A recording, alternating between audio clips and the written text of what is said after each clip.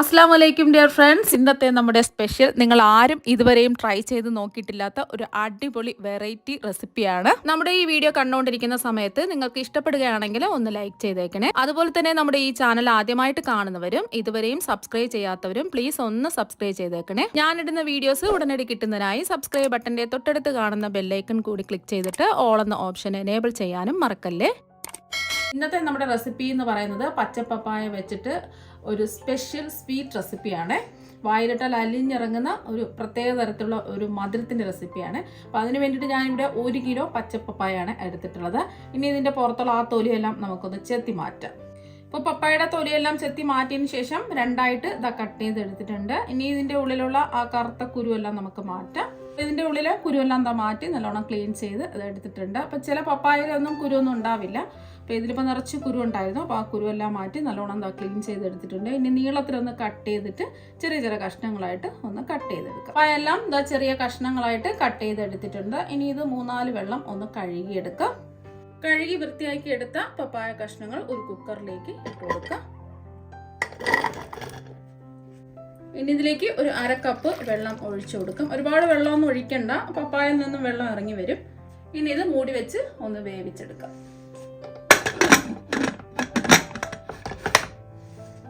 Medium flame വെച്ച് കൊടുക്കാം.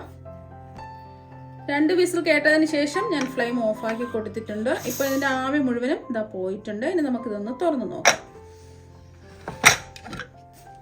ഇപ്പോൾ പപ്പായ എല്ലാം നല്ലോണം എന്താ വെന്ത് വന്നിട്ടുണ്ട്.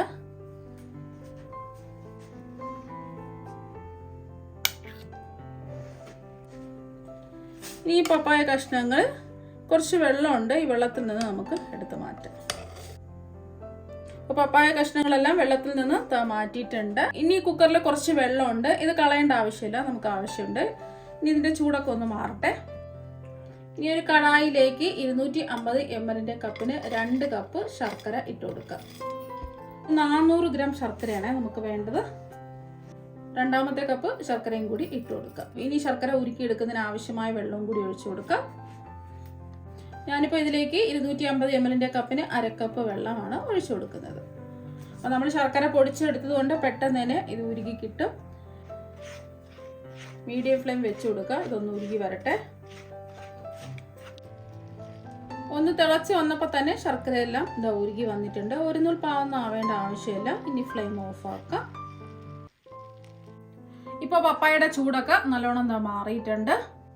ഇനി ചൂടൊക്കെ മാറിയ പപ്പായ കഷ്ണങ്ങൾ ഒരു മിക്സിയുടെ ജാറിലേക്ക് ഇട്ട് കൊടുക്കാം.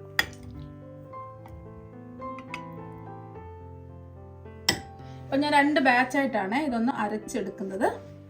ഒരു പകുതി വെള്ളം ഒഴിച്ചു കൊടുക്കാം. നമ്മൾ നേരത്തെ പപ്പായ വേവിച്ചെടുത്ത വെള്ളമാണ് ബാക്കി വന്ന വെള്ളം. ബാക്കി പകുതി വെള്ളം അടുത്ത ബാച്ച് അരയ്ക്കുന്ന സമയത്ത് ഒഴിച്ചു കൊടുത്താൽ മതിയാവും. ഇനി നല്ല പേസ്റ്റ് പരുവത്തിന് ഇതൊന്ന് അരച്ചെടുക്കാം. ഇപ്പോൾ പപ്പായ നല്ലോണം എന്താ അരച്ചെടുത്തിട്ടുണ്ട്. ഇപ്പോൾ കണ്ടില്ലേ, ഒട്ടും കട്ടകളൊന്നുമില്ല, നല്ല പേസ്റ്റ് പരുവത്തിൽ ഇത് അരച്ചെടുത്തിട്ടുണ്ട്. അരച്ചെടുത്ത പപ്പായ ഒരു ബൗളിലേക്ക് ഒഴിച്ചു കൊടുക്കാം. അപ്പോൾ ബാക്കിയിരിക്കുന്ന പപ്പായും ഇതുപോലെ തന്നെ നമുക്ക് അടിച്ചെടുക്കാം. ഇപ്പോൾ പപ്പായ എല്ലാം ഇതാ അടിച്ചെടുത്തിട്ടുണ്ട്. ഇനി ചൂടായി കിടക്കുന്ന ഒരു കടായിലേക്ക് 1 ടേബിൾ സ്പൂൺ നെയ്യ് ഒഴിച്ചു കൊടുക്കാം. നെയ്യ് ഒന്ന് ചൂടാവട്ടെ. ഇപ്പോൾ നെയ്യ് ഒന്ന് ചൂടായിട്ടുണ്ട്. ഇനി നമ്മൾ അരച്ചു വെച്ച പപ്പായ ഇതിലേക്ക് അങ്ങ് ഒഴിച്ചു കൊടുക്കാം. ഫ്ലെയിം മീഡിയം ഫ്ലെയിം വെച്ചിട്ട് ഇതൊന്ന് ഇളക്കി കൊടുക്കും. ആ പപ്പായയുടെ ചെറിയൊരു കുത്തലൊക്കെ ഉണ്ടാവുമല്ലോ, അതൊക്കെ ഒന്ന് മാറി കിട്ടുന്നതിനും പ്രത്യേക ഒരു ടേസ്റ്റ് കിട്ടുന്നതിന് വേണ്ടിയിട്ടാണ് ഇങ്ങനെ നമ്മൾ നെയ്യിലിട്ട് ഒന്ന് വഴറ്റിയെടുക്കുന്നത്.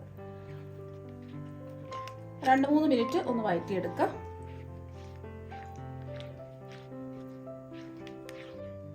ഇപ്പോൾ 2 മിനിറ്റ് ഒന്ന് ഇളക്കി കൊടുത്തിട്ടുണ്ട്. ഈ ഒരു സമയം നമുക്ക് ശർക്കര പാനി ഒഴിച്ചു കൊടുക്കാം. നമ്മൾ ശർക്കര ഉരുക്കി വെച്ചതിന് ശേഷം ഒന്ന് അരിച്ച് വെച്ചിട്ടുള്ളതാണ്. അപ്പോൾ കല്ലും മണ്ണും ഉണ്ടെന്നുണ്ടെങ്കിൽ അരിച്ചിട്ട് വേണം ഇതിലേക്ക് ഒഴിച്ചു കൊടുക്കാനായിട്ട്. ഞാൻ ഉരുക്കിയെടുത്ത ഉടൻ ഒരു പാത്രത്തിലേക്ക് അരിച്ചൊഴിച്ച് വെച്ചിട്ടുണ്ടായിരുന്നു. കല്ലും മണ്ണും ഇല്ലാത്ത ശർക്കര ആണെന്നുണ്ടെങ്കിൽ നേരിട്ട് അങ്ങ് ഒഴിച്ചു കൊടുത്താൽ മതി.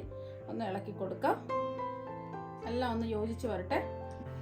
ഇപ്പോൾ ഇതാ ഒന്ന് മിക്സ് ചെയ്ത് എടുത്തിട്ടുണ്ട്. ഇനി ഇതൊന്ന് തിളച്ച് വരട്ടെ. ഇതാ തിളച്ച് വന്നിട്ടുണ്ട്. ഇനി ഫ്ലെയിം കുറച്ച് വെച്ച് കൊടുക്കാം. ഇനി ഇതിലേക്ക് കോൺഫ്ലവർ കലക്കിയത് ഒഴിച്ചു കൊടുക്കാം. ഞാനിപ്പോൾ 250 ml കപ്പിന് 1/2 കപ്പ് കോൺഫ്ലവർ 1/2 കപ്പ് വെള്ളം ഒഴിച്ച് നന്നായിട്ട് കലക്കി എടുത്തതാണ്.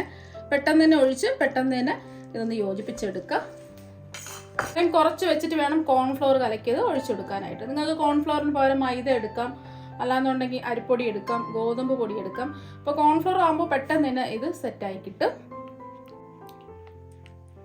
എല്ലാം ഒന്ന് യോജിപ്പിച്ചെടുത്തതിന് ശേഷം ഫ്ലെയിം ഒന്ന് മീഡിയം ഫ്ലെയിം വെച്ച് കൊടുക്കാം. ഇതിപ്പോൾ കോൺഫ്ലോർ ആയതുകൊണ്ട് പെട്ടെന്ന് തന്നെ ഇത് റെഡിയായി കിട്ടും. ഇപ്പോൾ കണ്ടില്ലേ, പെട്ടെന്ന് തന്നെ ഇത് കുറുകി വന്നിട്ടുണ്ട്. ചെറിയ ചെറിയ കട്ടകൾ പോലെ കിടക്കുന്നത് എല്ലാം ഒന്ന് കുറുകി സെറ്റായി വരുമ്പോൾ അത് റെഡിയായി വന്നോളും. അതൊന്നും കുഴപ്പമില്ല. നമ്മളിത് ഇളക്കി കൊടുക്കും തോറും ആ കട്ടകളെല്ലാം മാറും. അപ്പോൾ കൈവിടാതെ തന്നെ ഇളക്കി കൊടുക്കുക. ഇനി ഇതിലേക്ക് കുറച്ച് ഉപ്പിട്ട് കൊടുക്കാം. 2 നുള്ള ഉപ്പിട്ട് കൊടുക്കാം. ഉപ്പുള്ള ശർക്കരയാണെന്നുണ്ടെങ്കിൽ ഉപ്പിടേണ്ട ആവശ്യമില്ല. ഉപ്പില്ലാത്ത ശർക്കരയാണെന്നുണ്ടെങ്കിൽ 2 നുള്ള ഉപ്പിട്ട് കൊടുക്കുക. അപ്പം ശർക്കര ഒന്ന് രുചിച്ച് നോക്കുക. ഉപ്പുണ്ടെന്നുണ്ടെങ്കിൽ ഇട്ട് കൊടുക്കരുത്. ഉപ്പ് ഇല്ലാന്നുണ്ടെങ്കിൽ മാത്രം ഇട്ട് കൊടുത്താൽ മതി. ഒന്ന് ഇളക്കി കൊടുക്കുക. ഇതിൻ്റെ പാകം എന്ന് പറയുന്നത് പാനിൽ നിന്ന് വിട്ട് വരുന്നവരെ നമുക്കിതൊന്ന് ഇളക്കി കൊടുക്കേണ്ടി വരും. ഇപ്പം നമ്മൾ ഇത് ഇളക്കി കൊടുക്കാൻ തുടങ്ങിയിട്ട് ഒരു 2 മിനിറ്റ് കഴിഞ്ഞിട്ടുണ്ട്. കുറച്ചും കൂടെ ഒന്ന് കുറുകി വന്നിട്ടുണ്ട്. ഈ ഒരു സമയം ഇതിലേക്ക് 1 ടേബിൾ സ്പൂൺ കശുവണ്ടി ചെറുതായിട്ട് കട്ട് ചെയ്ത് ഇട്ട് കൊടുക്കാം. നിങ്ങൾക്ക് കശുവണ്ടിക്ക് പകരം നിലക്കടല ഇട്ട് കൊടുക്കാം, അല്ലാന്നുണ്ടെങ്കിൽ ബദാം ഇട്ട് കൊടുക്കാം. കയ്യിൽ എന്തൊക്കെ ഉണ്ടോ അത് കുറച്ച് 1 ടേബിൾ സ്പൂൺ ഇട്ട് കൊടുത്താൽ മതി. അതും ഏതെങ്കിലും ഒന്ന് ഇട്ട് കൊടുത്താൽ മതി. ഒന്ന് ഇളക്കി കൊടുക്കാം. നിങ്ങൾക്ക് ഇത് വേണമെന്നുണ്ടെങ്കിൽ നമ്മൾ നെയ്യ് ഒഴിച്ചില്ലേ, കടായിൽ നെയ്യ് ഒഴിച്ച സമയത്ത് ഇതൊന്ന് മൂപ്പിച്ചെടുത്ത് വെച്ചിട്ട് നമുക്ക് പപ്പായയുടെ മിക്സ് ഒന്ന് യോജിപ്പിച്ചെടുത്താൽ മതിയാവും. അപ്പോൾ അങ്ങനെ താല്പര്യമുള്ളത് അങ്ങനെ ചെയ്യാം. ഞാനിപ്പോൾ നെയ്യിലൊന്നും റോസ്റ്റ് ചെയ്തെടുക്കാം, നേരിട്ട് അങ്ങ് ചേർത്ത് കൊടുക്കുകയാണ് ചെയ്തിട്ടുള്ളത്. കശുവണ്ടിയും കൂടെ ചേർത്ത് കൊടുത്തതിന് ശേഷം ഒരു 3 മിനിറ്റ് ഇളക്കി കൊടുത്തിട്ടുണ്ട്.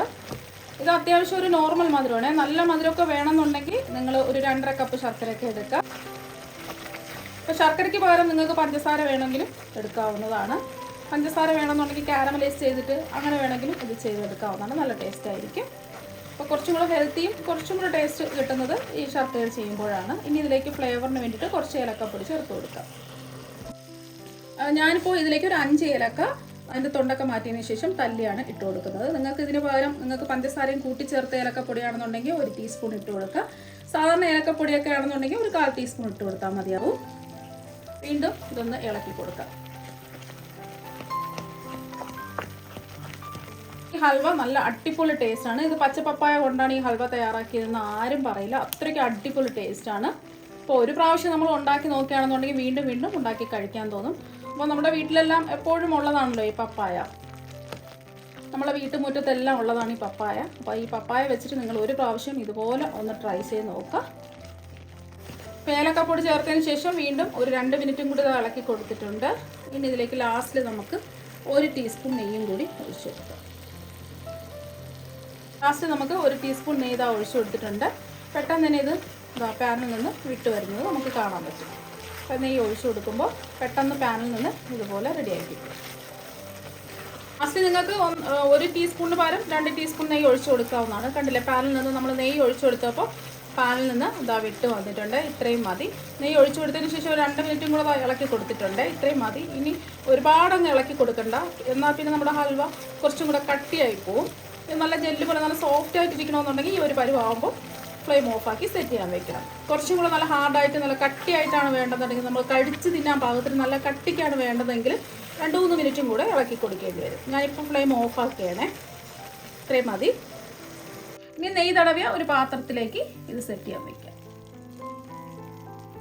ഏത് പാത്രത്തിലാണോ നമ്മൾ ഇത് സെറ്റ് ചെയ്യാൻ പോകുന്നത് ആ പാത്രം നേരത്തെ തന്നെ നെയ്യൊന്ന് ബ്രഷ് ചെയ്ത് വയ്ക്കാം. ഇനി ഇതൊന്ന് ടാപ്പ് ചെയ്ത് കൊടുക്കാം. പെട്ടെന്ന് തന്നെ ഇതൊന്ന് ലെവൽ ചെയ്ത് കൊടുക്കണം, അല്ലെങ്കിൽ ഇത് സെറ്റായി പോവും. അപ്പോൾ അതൊന്ന് ലെവൽ ചെയ്ത് എടുത്തിട്ടുണ്ട്. ഇനി ഇതിൻ്റെ ചൂടൊക്കെ കംപ്ലീറ്റ് മാറട്ടെ. ഇപ്പോൾ ഹൽവയുടെ ചൂടൊക്കെ മാറി നല്ലോണം സെറ്റായി വന്നിട്ടുണ്ട്. ഇനി പെട്ടെന്ന് ഇളകി കിട്ടാൻ വേണ്ടിയിട്ട് എൻ്റെ സൈഡൊക്കെ ഒന്ന് വിടിയിച്ചു കൊടുക്കുക. ഇത് ഒരു ദിവസം വെച്ചിട്ട് കഴിക്കുന്നതാണ് കൂടുതൽ ടേസ്റ്റും കുറച്ചും കൂടെ കളറും ഒക്കെ വരുന്നത്. എൻ്റെ സൈഡൊക്കെ ഇത് ഒന്ന് വിടിയിച്ചു കൊടുത്തിട്ടുണ്ട്. ഇനി ഒരു പാത്രത്തിലേക്ക് ഡീമോൾഡ് ചെയ്യാം. ഇനി ഇത് മെല്ലെ ഒന്ന് തുറന്ന് നോക്കാം. അപ്പോൾ അതാ കണ്ടില്ലേ, നല്ല സെറ്റായിട്ട് ഇത് കിട്ടിയിട്ടുണ്ട്. ഇനി ഇഷ്ടമുള്ള ഷേപ്പിൽ നമുക്ക് കട്ട് ചെയ്തെടുക്കാം.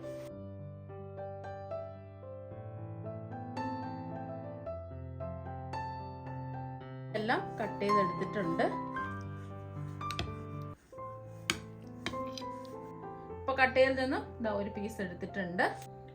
ഇപ്പോൾ കണ്ടില്ലേ, നല്ല ജെല്ലി പോലെയാണ് ഇരിക്കുന്നത്. നല്ല സോഫ്റ്റ് ആണ്.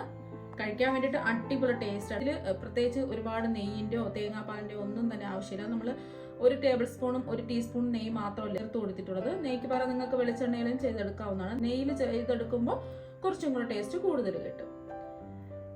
നമ്മൾ വെറുതെ പപ്പായൊക്കെ കളയുന്ന സമയത്ത് ഇതുപോലെ ഒരു പ്രാവശ്യം ഒന്ന് ട്രൈ ചെയ്ത് നോക്കുക. എന്തായാലും എല്ലാവർക്കും ഒരുപാട് ഇഷ്ടമാകും. ഇനി ഇതൊന്ന് മുറിച്ചും കൂടി കാണിച്ചു തരാം. അപ്പം നിങ്ങൾ എല്ലാവരും ഇതുപോലെ പച്ചപ്പപ്പായ വെച്ചിട്ട് ഹൽവ തയ്യാറാക്കി നോക്കുക. തീർച്ചയായും നിങ്ങൾക്ക് എല്ലാവർക്കും ഒരുപാട് ഇഷ്ടമാകും. അപ്പം നമുക്ക് മറ്റു വെറൈറ്റി വീഡിയോ ആയിട്ട് വീണ്ടും കാണാം. താങ്ക്